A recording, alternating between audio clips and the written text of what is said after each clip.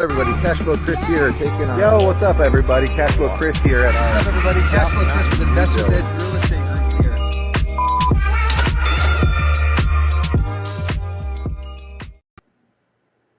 All right, hey everybody, thanks for joining us one more time for the Leveling Up Book Club. This month we are tackling Atomic Habits. This is going to be day one of going through it and reviewing. So we talked about going through chapters 1 through 5 last week. Was everybody able to get through that for the most part? Yeah, great. So Maya made us another awesome slideshow. So let me come and get that started.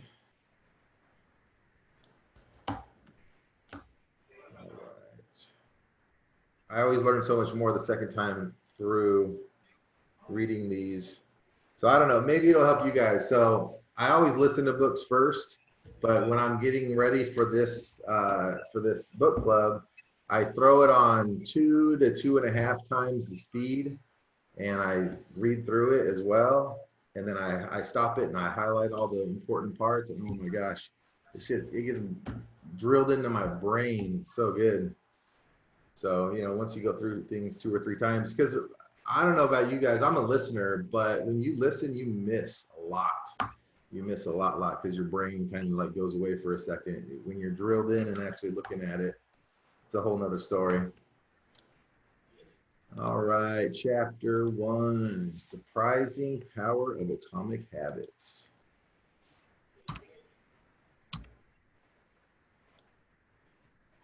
All right, the aggregation of marginal gains. This is, you know, when you read something over and over again and you hear the same message over and over, that's the one key indicator that it's right. I mean, this has a lot to do with like compound effect, and it's simple, but it's not easy, right? It's little 1% every single day. So break down everything you could think of that goes into what you do, plus improve it by 1%. 1%, that's it. Significant increase when you put it all together. So the 1% every day, 1% worse every day, you're going in the wrong direction. 1% better every day, you are double or triple, actually. You'd be triple as good as you are right now, or whatever habit you actually want to work on. Habits are an investment. Habits are the compound interest of self-improvement. The effects of your habits multiply as you repeat them. Success is the product of daily habits, not once in a lifetime transformations. Small choice you take during your habits determine the difference between who you are and who you could be.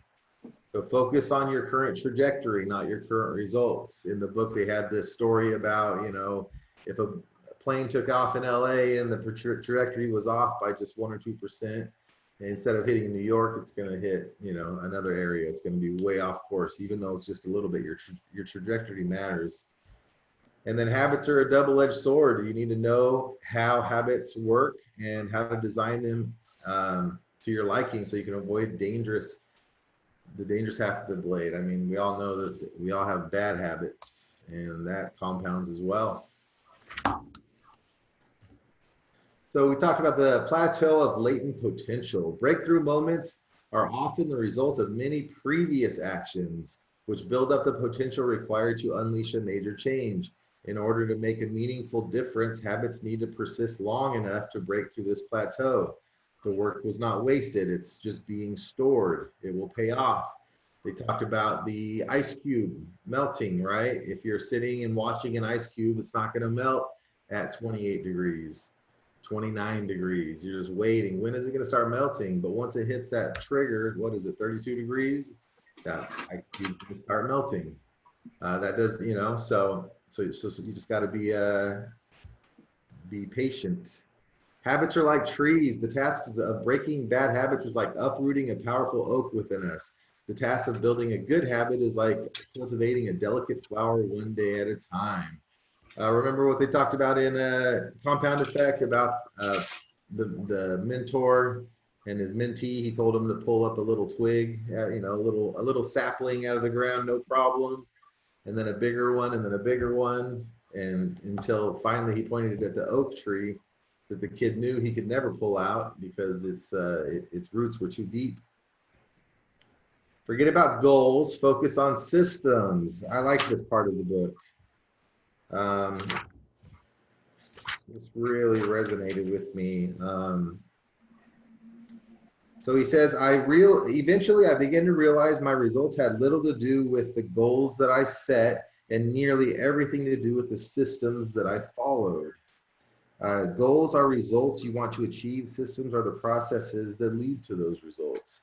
So problem with goals, number one, there's winners and losers who have the same goals, right? Every team wants to win the Super Bowl at the end of the year. Only one team gets to do it. Achieving a goal is only a momentary change. Goals restrict your happiness, and goals are at odds with long-term progress.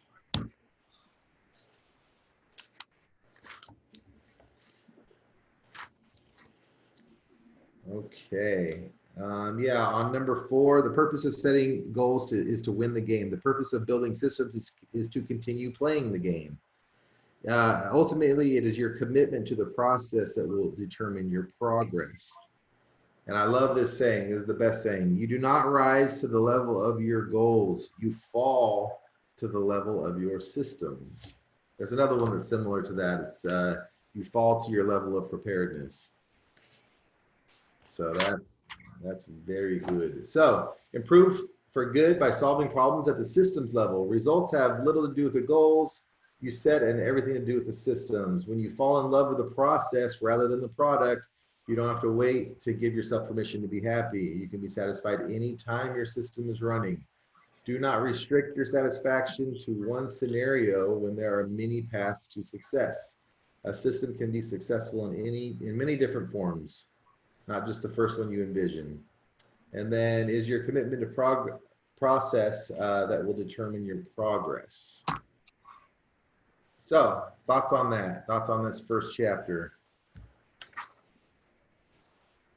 Who has goals, like where they have goals out there?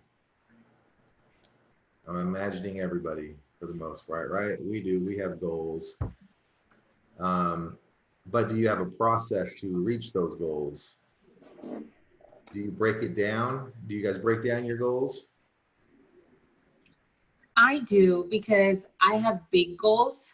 That doesn't necessarily mean that they're not achievable. They're just really, I have big dreams, big goals. I think big, right? So to me, it's like, to get big, you really have to just one step at a time and not punish myself. Just be gracious with myself if I take a step back or two at times.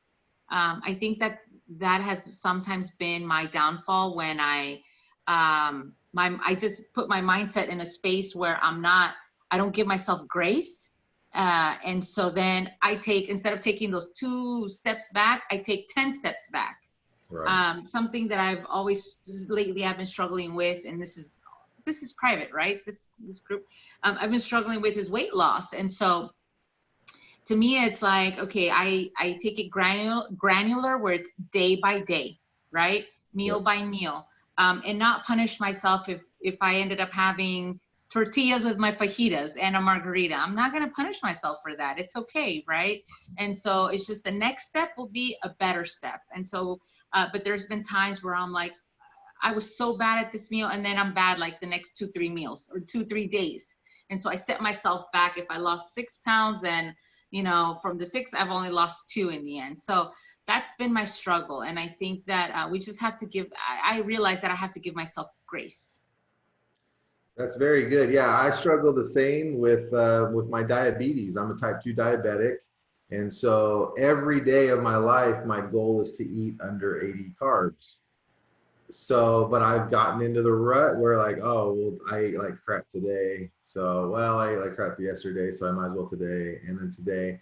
And instead of having it one mistake, it's a mistake day after day after day. So absolutely. Does anybody else have anything with this about goals instead of the process, right? The goal shouldn't be I need to get to a certain weight. The goal should be I need to eat healthy every single day and exercise. And then focus on the process of doing that. Because again, like he talked about when you hit that goal, you don't want to necessarily stop the process, because if you do that, you're just going to regress. It has to be a lifestyle, not a diet. Right.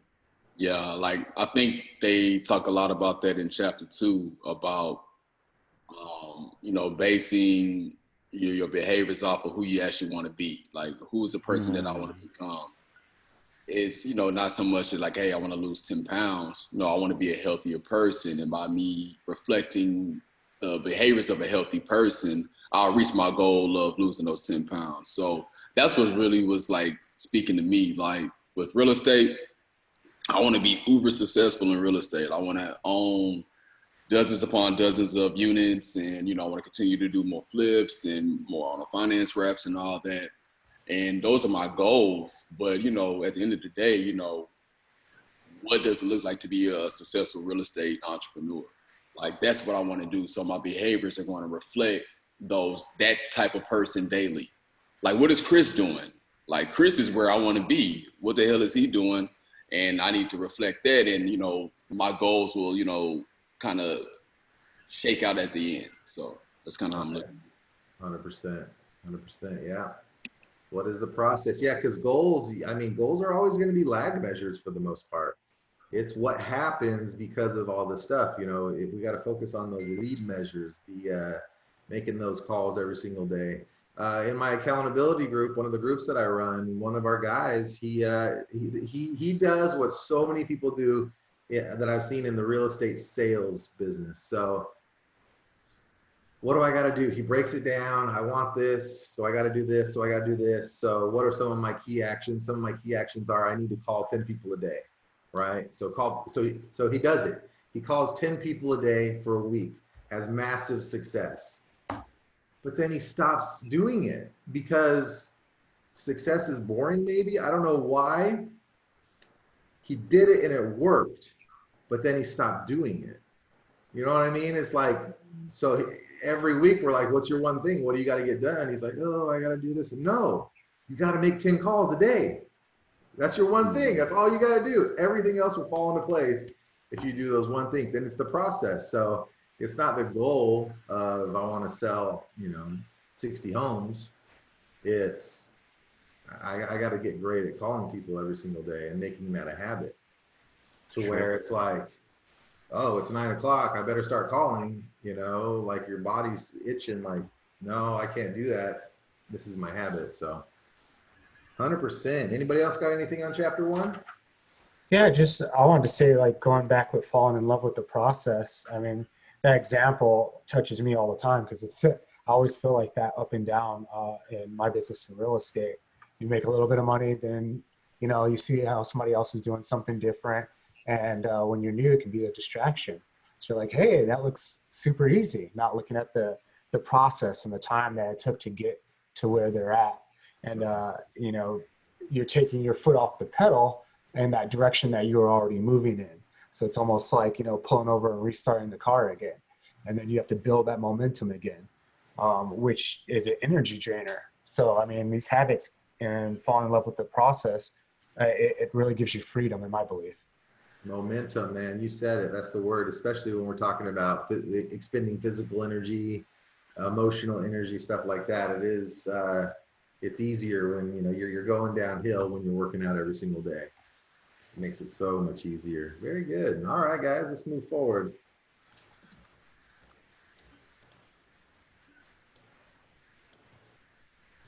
Chapter 2, how habits shape your identity. All right, so we're talking about the bullseye, right? So you have different layers. Your first layer is your outcome change. That's your changing your results. So that's the outside. Number 2 is your process change, which is changing your habits and your systems. But we talked about it earlier. Number 3, identity change. Who am I? I need to be a person who works out. What do skinny people do? I need to do what skinny people do, right? The 2 directions of change. Number 1, outcome-based habits. Start a habit change by focusing on what you want to achieve. And number 2, identity-based habits. Start habit change by focusing on who one wishes to become. Anybody have examples of that? On what, let's specifically talk about the second one. What is a habit, like you were talking about, I want to be a successful real estate investor. What is a habit of a successful real estate investor? Oh, follow up.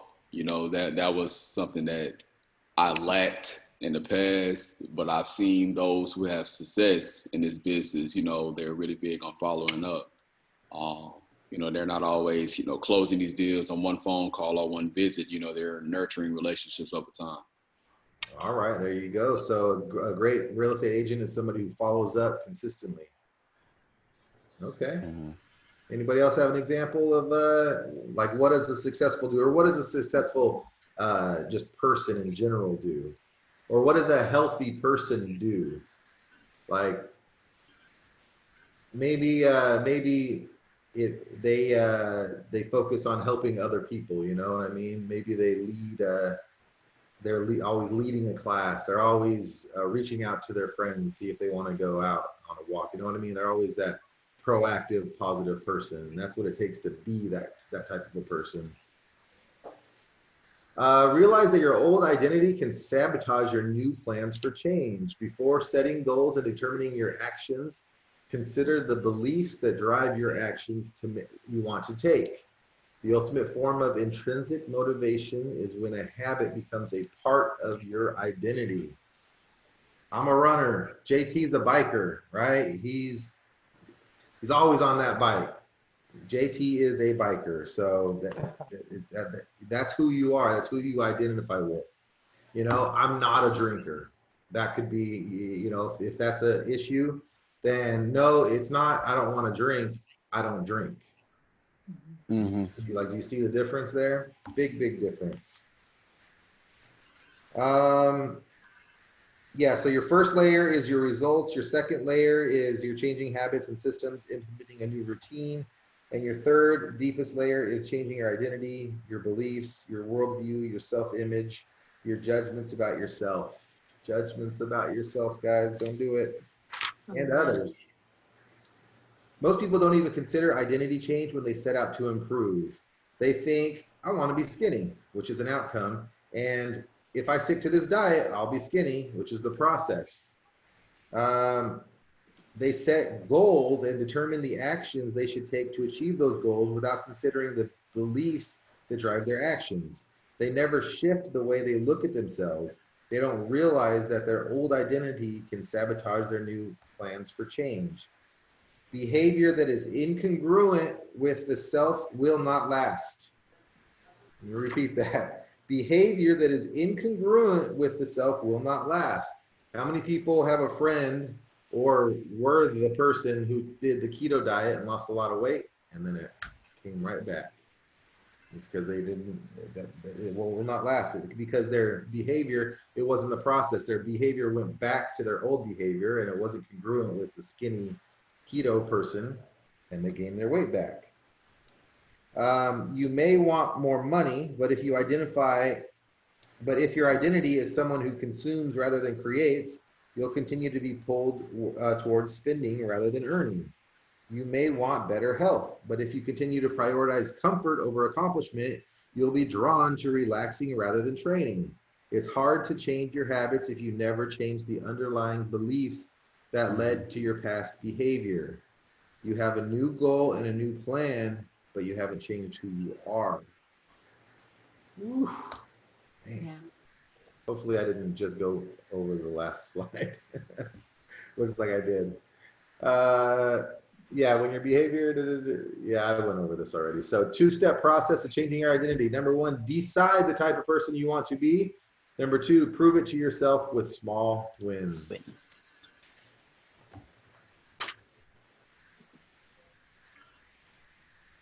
see. Your identity emerges out of your habits. Your habits are how you embody your identity. The more you repeat a behavior, the more you reinforce the identity associated with that behavior. Repetition. Building habits is the process of becoming yourself. I love that because we all have habits, whether they're good habits, bad habits, whether they're habits we like, we dislike. Our habits are us. Later on in the chapter in the book, it's going to talk about have other people point things out to you.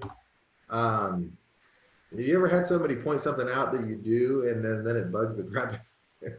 Oh, Chris, man, I gotta tell you right now. What's that? So my business coach, I had my meeting, my once a month meeting yesterday, and did a Zoom call, and he's out of Canada, and he's just laying into me about my habits. He's like, you want to do everything for everybody else. He's like, but you have to do for yourself first and get that momentum of action. You know what I mean? So it's like, oh, eye opener again. Absolutely. Yeah, it's hard being called out, but we need it. Every action you take is a vote for the type of person you wish to become.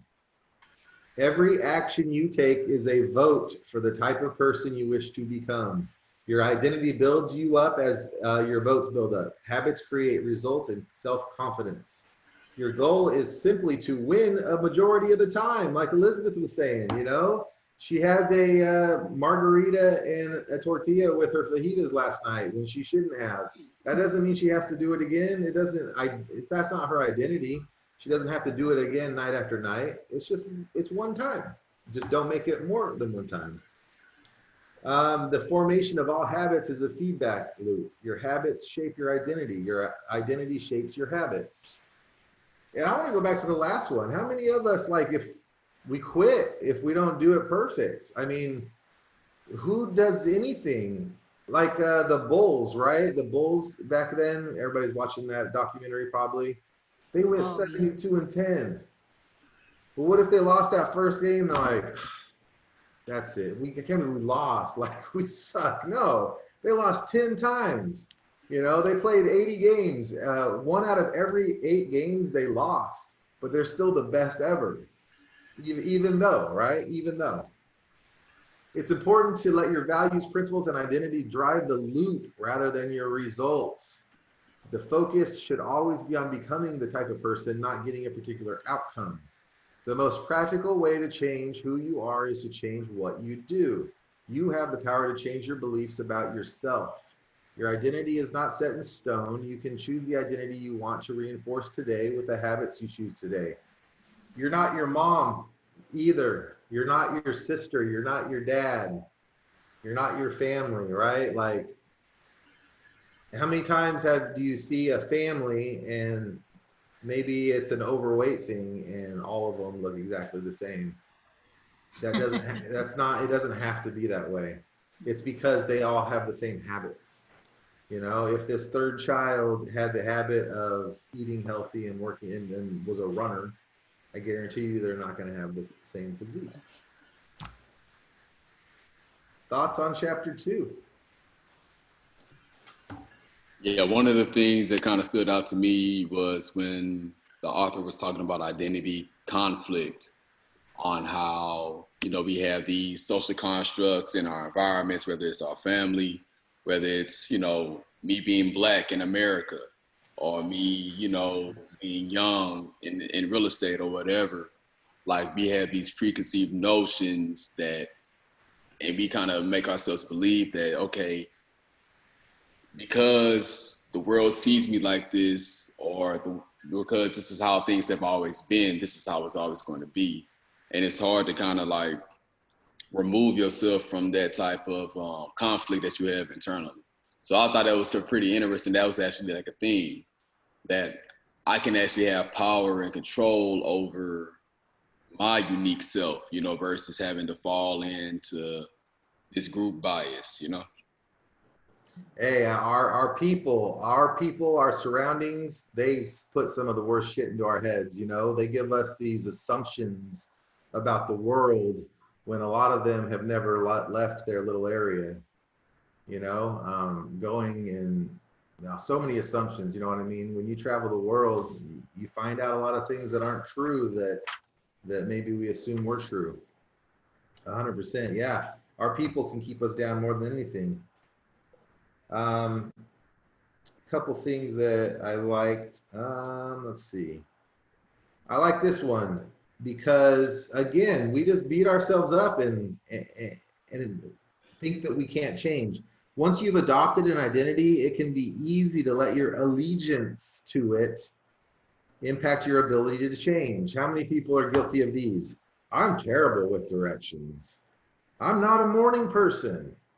I'm bad at remembering people's names. How many people have said that? I'm bad at remembering. Okay, right? I'm always late. There's another thing with your people, right? So we get in bad habits as Mexicans in my world. We're always 15 minutes late for everything. Mexican right? time. Mexican Yeah, time. Mexican time. That's bullshit, right? That we don't have to, that's not a real thing, even though it sure as hell seems like it. I am horrible at math. Saying things out loud, you know, again, with some of our previous books, you know, saying those things out loud, it's 70 times it, you know, when you say I'm horrible at math, your brain believes you're horrible at math. And maybe that's just because you had something in your brain when you were in third grade, and that's what makes you think you're horrible at math when you're not really, you know? When you have repeated a story to yourself for years, it's easy to slide into these mental grooves and accept them as a fact. In time, you begin to resist certain actions because that's not who I am. There is internal pressure to maintain your self-image and behave in a way that is consistent with your beliefs. You find whatever way you can to avoid contradicting yourself. Public speaking. When I was in high school, I graduated with 69 people. Needless to say, I knew every single person and every single person knew me. I was outgoing in school, you know, but I was always a serious introvert. I couldn't read a report in front of my classroom, all these people that I'd known for years, without shaking. So my identity could have been, and really was for a really long time, I'm not a good public speaker. I'm not a good public speaker. Until I said, okay, I'm in sales now. Holy shit! If I want to eat, I better learn how to talk to people. So I went to Toastmasters, and I learned and I learned and I learned and I practiced and I practiced and I practiced and we role played, and now I can speak publicly. That doesn't mean it doesn't still freak me out a little bit, but you know what I mean? It's not. So I don't want to give myself the identity that I'm not a good public speaker.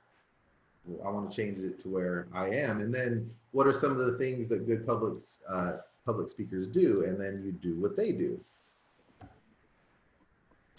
Let's see, was there anything else? We talked about decide the type of person you want to be, prove it to yourself with small wins.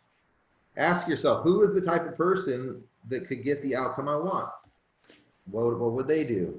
Your habits shape your identities shape your habits. It's a two-way street. The formation of all habits is a feedback loop. It is important to let your values, principles, and identity drive the loop rather than your results.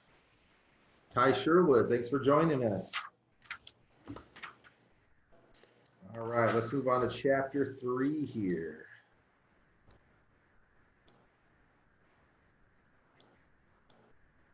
All right, chapter 3, how to build better habits in 4 simple steps. So a habit is a behavior that has been repeated enough times to become automatic.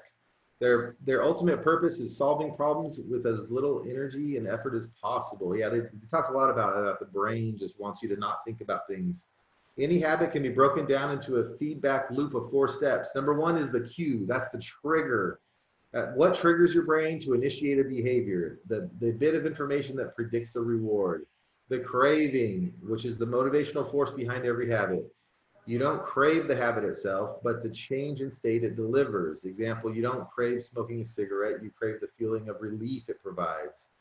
Response is number 3, the actual habit you perform as a thought or an action. Whether a response occurs, it depends on how motivated you are and the amount of friction associated with the behavior. Reward, the end goal of every habit. We chase rewards because they satisfy our cravings and teach us which actions are worth remembering in the future. Got a chat going on. Oh, hey, Ty, welcome. This is interactive, so feel free to chime in if you have anything. Next, so here's the habit loop, right? So you have the cue, you make it obvious. You have the craving, make it attractive. Response, make it easy. Number 4, make it satisfying. Why don't we back up a little bit? Who can identify a habit loop in their life?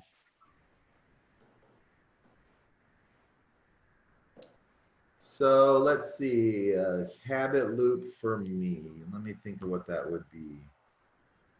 So I'm a snacker at night. So my cue is I'm sitting on the couch and I'm bored.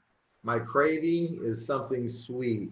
My response is I get up and I go get something to eat, and the reward is I'm a fat ass. What do you guys got? What's a habit loop in your life? Oh boy. One of mine is my activity on social media, which is something that I definitely want to, take more control of. But like a cue would be, I'm bored, or I have like idle time. Or that ding, right? That ding can be the cue. Yeah, exactly. Okay, exactly. Notification or something like that.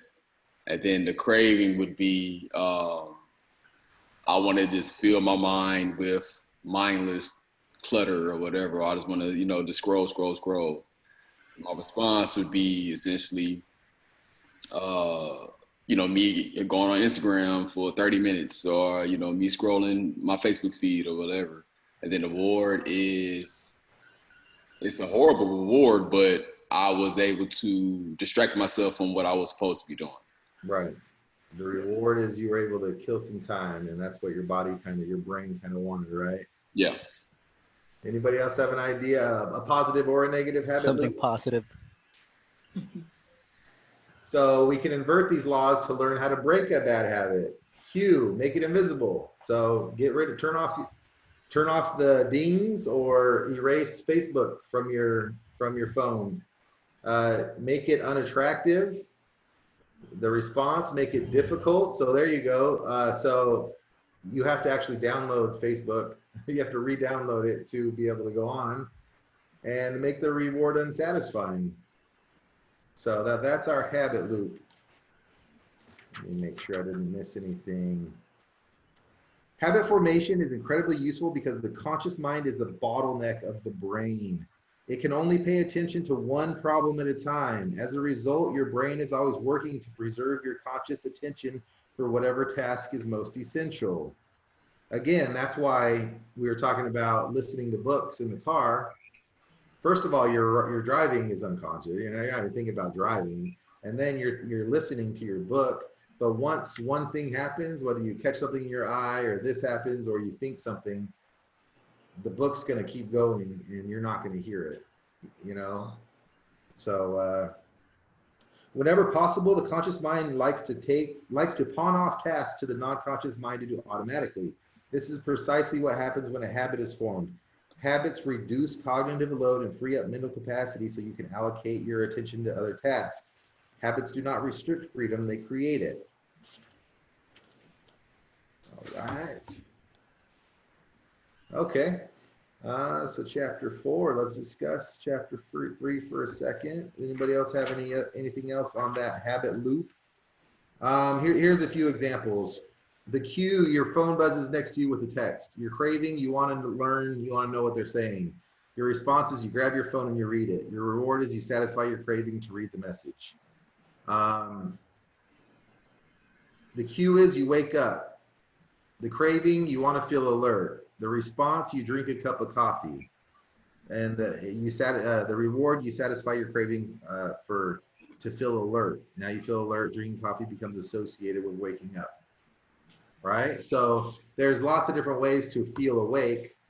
What would be one great way to feel awake in the morning? Maybe to take a cold shower? Cold shower. That's better than drinking a cup of coffee or going on your morning run, or lots of different ways to do that. But now you've associated one with the other. If I want to feel alert, I have to drink a cup of coffee. The cue, you smell a donut shop as you walk down the street near your office. Your craving, you crave a donut. What's your response? You go in and you buy a donut. your reward, you satisfy your craving to eat a donut. Buying a donut becomes associated with walking down the street near your office. It's a habit now. All right, let's move forward. 10:41, you're making good time.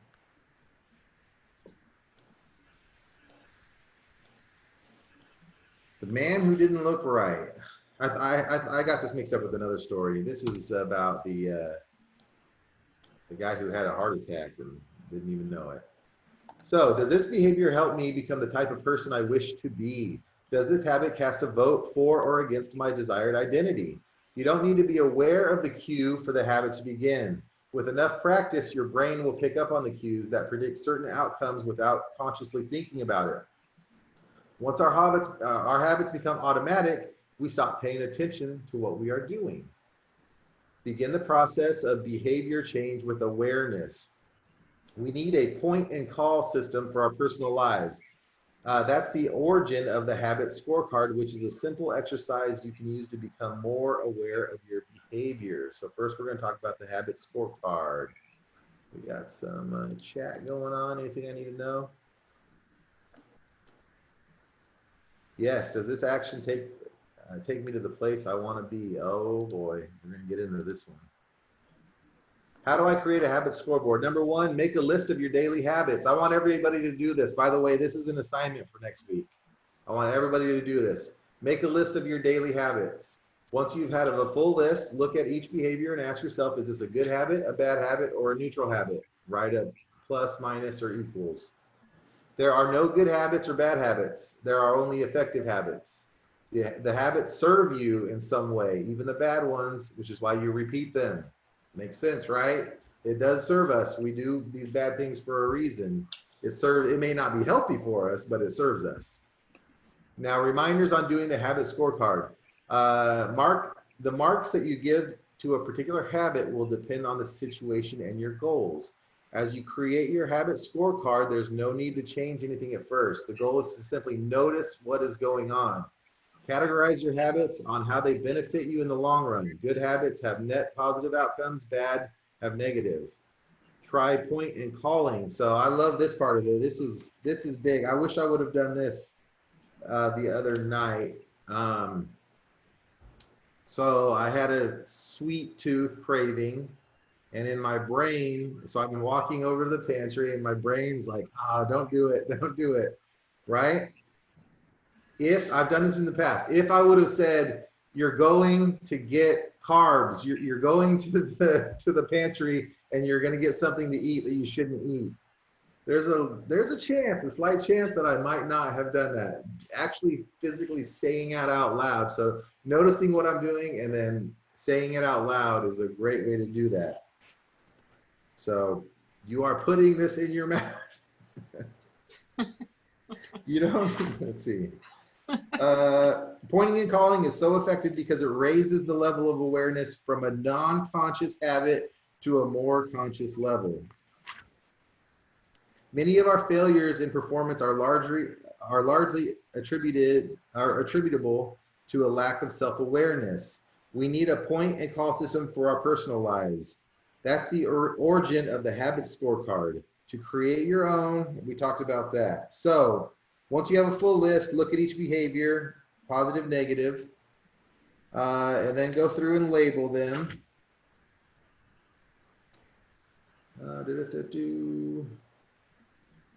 Hearing your bad habits spoken aloud makes the consequences seem more real. It adds weight to the action rather than letting yourself mindlessly slip into an old routine. And as much as I hate it, I need my wife to say the same thing. She's like, you're going to get a cookie. Probably shouldn't eat that cookie, right? Any comments on chapter 4? I think that point was really good, that in the point and call system. I mean, you're recognizing your full awareness. You can't change what you're not aware of.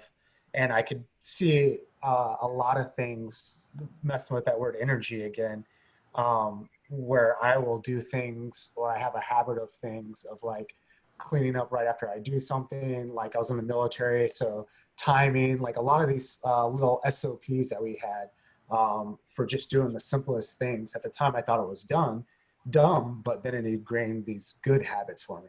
It's the same thing for my bad habits. It's for the ease of it. I'm in a habit of doing it this way, so I don't naturally think of changing it this way.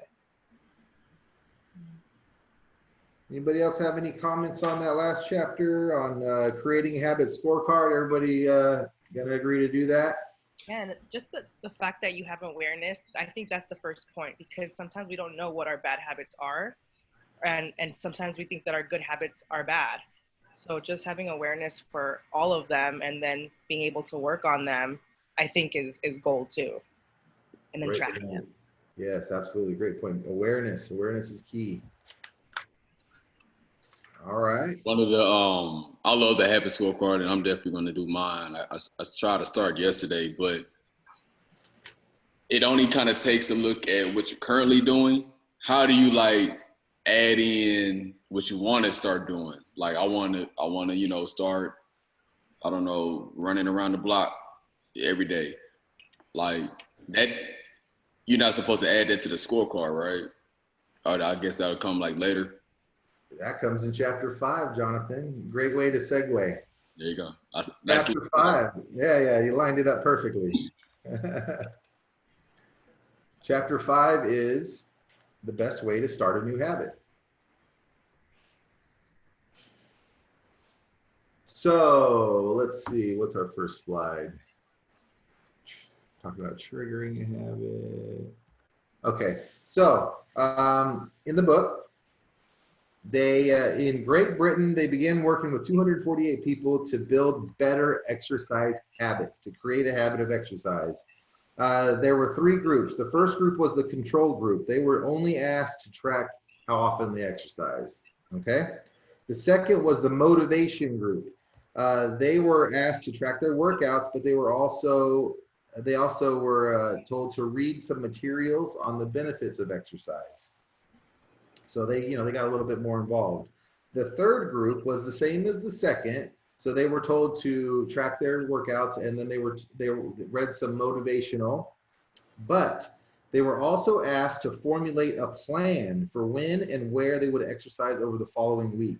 Specifically, each member of the third group completed the following sentence. During the next week, I will partake in at least 20 minutes of vigorous exercise on day, time, place. All right. So results, the first and second groups, 35 to 38% of people exercised. In the third group, 91% of the third group exercised at least once a week, more than double the normal rate. The sentence they filled out is what researchers refer to as an implementation intention, which is a plan that you make beforehand about when and where to act. This is how you intend to implement a particular habit. The cues that trigger a habit come in a wide range of forms. The feel from your phone buzzing in your pocket, the smell of chocolate chip cookies, the sound of ambulance sirens. But the 2 most common cues are time and location. Implementation intentions leverage both of these cues. So this is something we all need to implement. When situation X arises, I will perform response Y. Okay. So time and location. How to create an implementation intention. So many people think they lack motivation when what they really lack is clarity. It is not always obvious when and where to take action. Some people spend their entire lives waiting for the time to be right to make an improvement. Once an implementation intention has been set, you don't have to wait for the inspiration to strike. Do I write a chapter today or not? Do I meditate this morning or at lunch? There's no need to make decisions. Simply follow your predetermined plan. So the next part is when I will behavior at time in location. So Jonathan, what habit do you want to start? Yeah, so for me, it's a lot to do with my health. I would love to get my 6-pack back. So I want to start doing more sit-ups and core exercises every day. Okay. So it could be a time. You could say, I will run at 9 a.m. and I'll just run, you know, and then this is the route that I'm going to run, you know, just go, you know, diagram out a mile or whatever. And then we're going to talk about habit stacking. And then it could say, as soon as I finish my run, I do my sit-ups. Yeah. Right? Yeah. So there we go. If you aren't sure when to start your habit, try the first day of the week, month, or year. People are more likely to take action at those times because hope is usually higher. If we have hope, we have reason to take action. A fresh start feels motivating. We often say yes to little requests because we are not, oh, this is for all my business owners out there. I am so guilty of this. We often say yes to little requests because we are not clear enough on what we need to be doing instead. When your dreams are vague, it is easy to rationalize little exceptions all day long and never get around to the specific things you need to do to succeed. Who's guilty? I know I am. I say yes to freaking everything. Actually, 2019 was supposed to be the year of the no for me. I was supposed to say no to everything. And I didn't, but I said no to a lot more things. When it comes to building new habits, you can use the connectedness of behavior to your advantage. One of the best ways to build a new habit is to identify a current habit you already do day to day, and then stack your new behavior on top. This is called habit stacking. Rather than pairing your new habit with a particular time or location, it's paired with a habit. So after current habit, I will new habit. So this one really worked for me. Before everything got shut down, I had my gym time. So I would go every day. I had a different, you know, sometimes were mornings, sometimes were evenings, but I had my time. I wanted to get meditation into my life. So what I started doing was, after every workout, I would meditate, and the trigger would be my workout's done. Regardless of how great my workout was or not, I always got the meditation done. So I would work out, I would go into the sauna, I'd turn my meditation on really loud, and I would meditate. And when I stack my, because I already had the habit of working out, and so I was already going to be there. I was already going to be doing it. So think about that. That really worked for me. Can you guys give me an example of habit stacking that you think, you know, what's a habit you already have and what can you stack on top of it?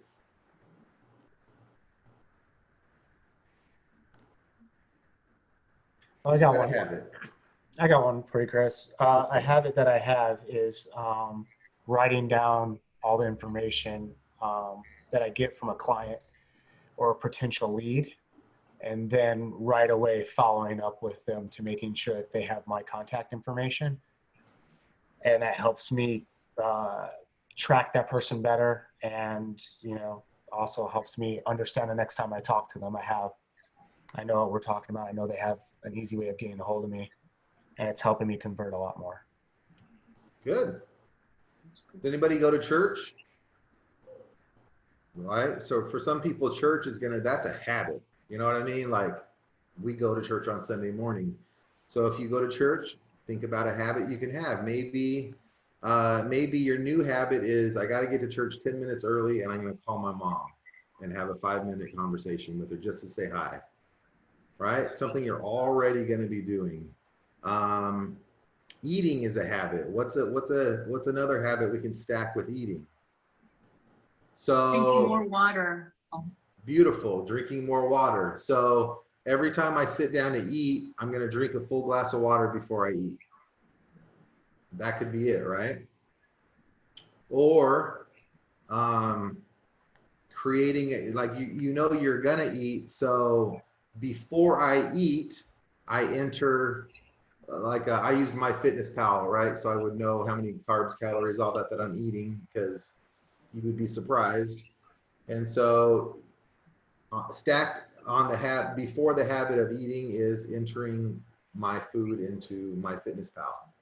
And then that might trigger it to where, holy crap, I can't eat this, or I can only eat a little bit of this, or I've got extra calories and I'm good to go. Those types of things.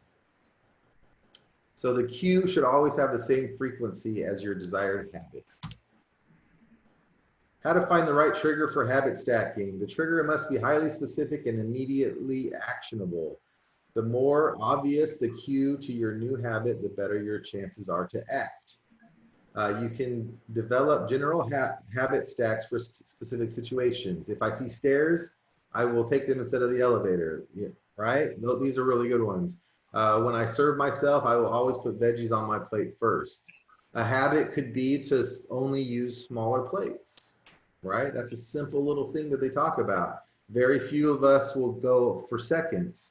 So if we get a little plate, imagine if you have a habit of using a smaller plate and you had a habit of putting vegetables on your plate first. Those little tiny things can make a big difference. Make your cue highly specific and immediately actionable. After I close the door, after I brush my teeth, the more tightly bound you are to a new habit is to a specific cue. The better the odds that you will notice when the time comes to act. Good stuff. Let me see if I had any other notes.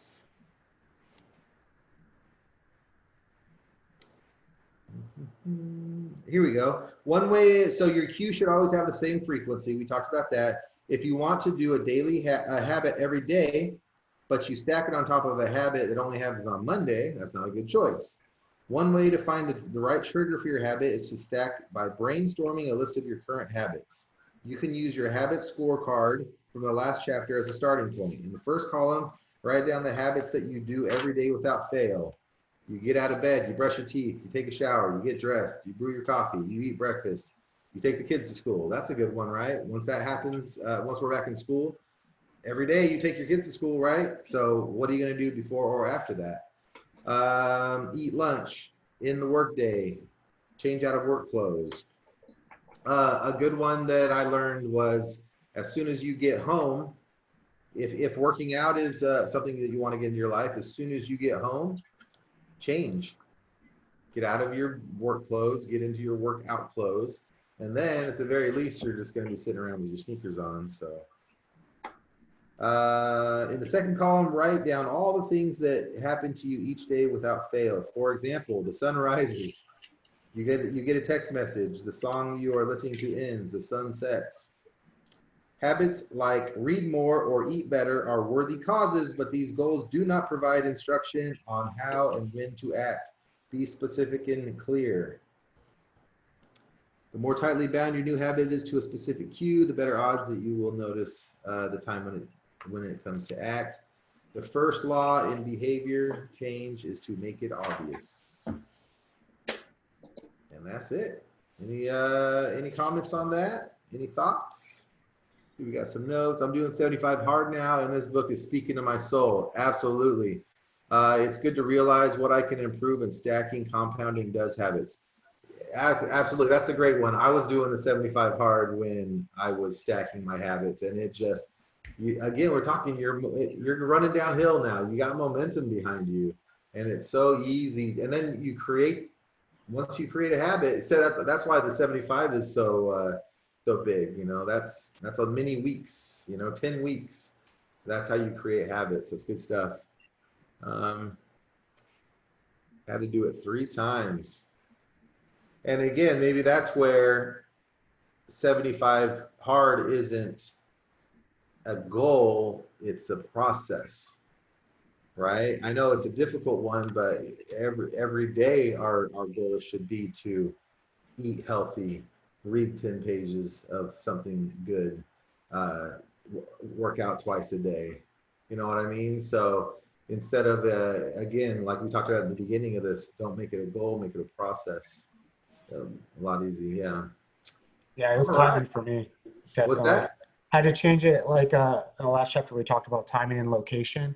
The first 2 times I was like, oh, I'm not going to cheat at all. This is how it's going to be every day for the 75 hard. And the first 2 times, like I would get pretty far in, and then boom, I'd fail, I'd break and have to restart. So when I made a choice to do it in a certain location at a certain time, like before I started my day, then it became a habit, and it was easy because it was like, oh, I'm doing this at 9 o'clock. Yeah. 75 hard is a great example of where you need a time block. You need to set time aside because if I don't get up early and I don't get that morning, and then I don't think about it and I work late, now it's like 7 o'clock. I'm just getting home. I'm exhausted and I got to get 2 workouts in. Like, are you kidding me? And then also with the 75 hard, I don't like that a lot of people quit it, right? They're like, oh, I didn't do, if you don't do 75 in a row, you fail. Like, bullshit. If you do 73 out of 75, that's a win. So don't quit. Just mark, it's a fail, you know? I lost today. Okay. You're not going to lose tomorrow though, you know? And just because you lost today doesn't mean you're going to quit and the next 175 days are going to be bad, you know what I mean? So yeah, the 75 hard's a good one. And then get accountability partners with you too. It's easier when they're there to motivate you. All right, guys. So we are through chapter 5. I think we can break this into 3. So we're done by the end of May. Let's see here. So 5, so we're on page 81. 70 pages would take us to around 150. 70. You guys good to do through chapter 14? It's a little bit more than we read this time. It's going to be more like 90 pages, 80, 90 pages. We good with that? Yeah. So we're going to go through, we're going to finish the first law. Actually, I guess we can just go through the second law.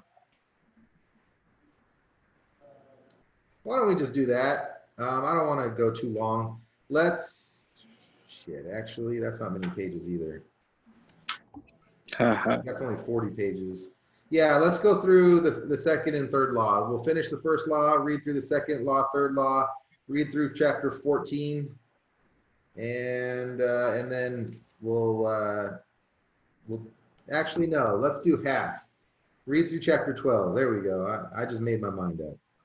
Read through chapter 12, and then the third day we'll read the chapter 13, 14, and then the fourth law and advanced tactics, and we'll be good. So read through chapter 12 for next Friday, and be ready to discuss. I appreciate it. This has been really good, guys. I appreciate you guys showing up and participating, and I think we're going to all have a great tool when we're done here to help create fantastic habits. So till next week. Thank you. See ya. Thank you. Thanks, Chris. Have a blessed day, guys. Thank you. Too. Awesome.